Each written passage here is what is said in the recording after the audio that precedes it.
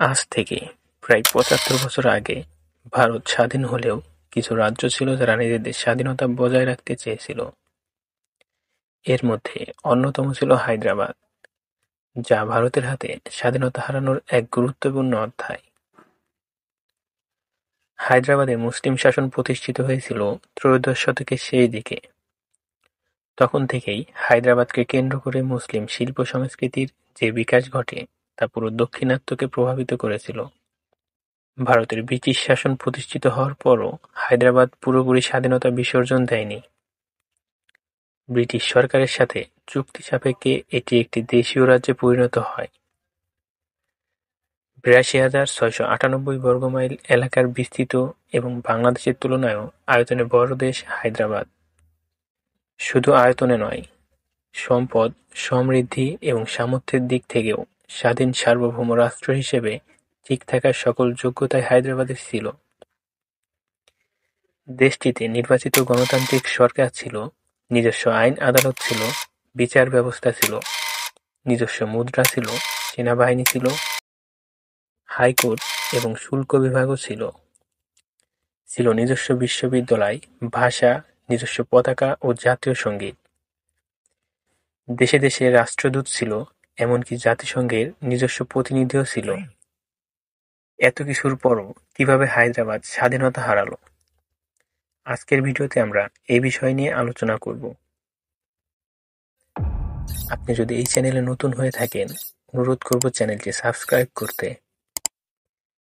ভারত যখন ১৯৪৭ সালে ব্রিটিশ শাসন থেকে স্বাধীনতা লাভ করে, তখন ৫৬২টি ছোট বড় রাজ্য ছিল যা নিজেদের শাসনাধীন ছিল। এর মধ্যে হায়দ্রাবাদ ছিল সবচেয়ে বড় এবং স্বতন্ত্র রাজ্য। ১৯৪৭ সালের ১৬ জুলাই ইংল্যান্ডের ভারতীয় বিষয়ক সচিব লর্ড লিস্টওয়েল লর্ড সভায় বলেছিলেন, এখন থেকে ভারতের দেশীয় রাজ্যগুলো হতে ব্রিটিশ রাজপ্রতিনিধি প্রত্যাহার এবং তাদের দাপ্তরিক কার্যক্রমের সমাপ্তি ঘোষণা করা হলো। দেশীয় রাজ্যগুলো ভারত অথবা পাকিস্তান ডোমিনিয়নের কোনোটিতে যোগ দেবে, অথবা স্বাধীন সত্তা বজায় রাখবে, তা সম্পূর্ণ তাদের ইচ্ছাধীন। ব্রিটিশ সরকার সে বিষয়ে কোনোরকম প্রভাব বিস্তারের চেষ্টা করবে না। নিজাম মীর উসমান আলী খান তখন ভারতের সঙ্গে যুক্ত হওয়ার বিরোধিতা করেন এবং নিজেদের রাজ্য হায়দ্রাবাদকে স্বাধীন রাখার চেষ্টা করেন। দেশটি জাতিসংঘের সদস্যপদ লাভের জন্য আবেদন জানিয়েছিলেন, কিন্তু ভারতের নেতারা সামরিক এই মুসলিম দেশটিকে জোর করে ভারতের অন্তর্ভুক্ত করার সিদ্ধান্ত নেন। হায়দ্রাবাদে ওই সময়ের পরিস্থিতি ছিল খুবই অস্থির। রাজ্যে মুসলিম শাসক এবং হিন্দু জনগণের মধ্যে টেনশন ছিল এবং পাকিস্তান সমর্থিত কিছু বিচ্ছিন্নতাবাদী গোষ্ঠীও সক্রিয় ছিল। অন্যদিকে ভারত সরকার এই পরিস্থিতি আরও দীর্ঘস্থায়ী হতে দিতে চায়নি, বিশেষ করে পাকিস্তানের সঙ্গে সম্পর্কের কারণে। ভারতীয় সরকার হায়দ্রাবাদের উপর চাপ বাড়াতে থাকে এবং অবশেষে ১৯৪৮ সালের সেপ্টেম্বর মাসে অপারেশন পোলো নামক একটি সামরিক অভিযান শুরু হয়। অপারেশন পোলোতে ভারতীয় সেনারা হায়দ্রাবাদে অভিযান শুরু করে।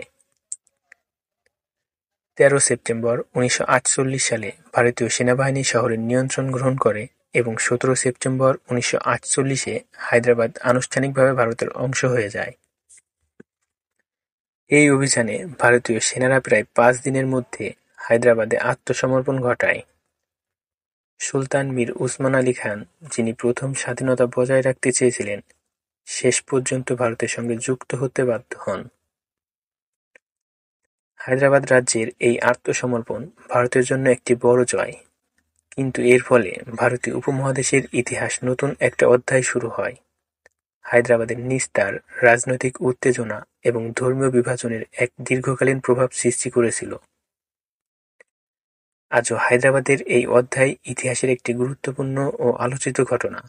ভারতের স্বাধীনতা অর্জনের পথ আরও জটিল হয়ে ওঠে যখন প্রতিটি রাজ্য, প্রতিটি জনগণ তাদের আত্মপরিচয় আর একতার পক্ষে লড়াই করেছিল।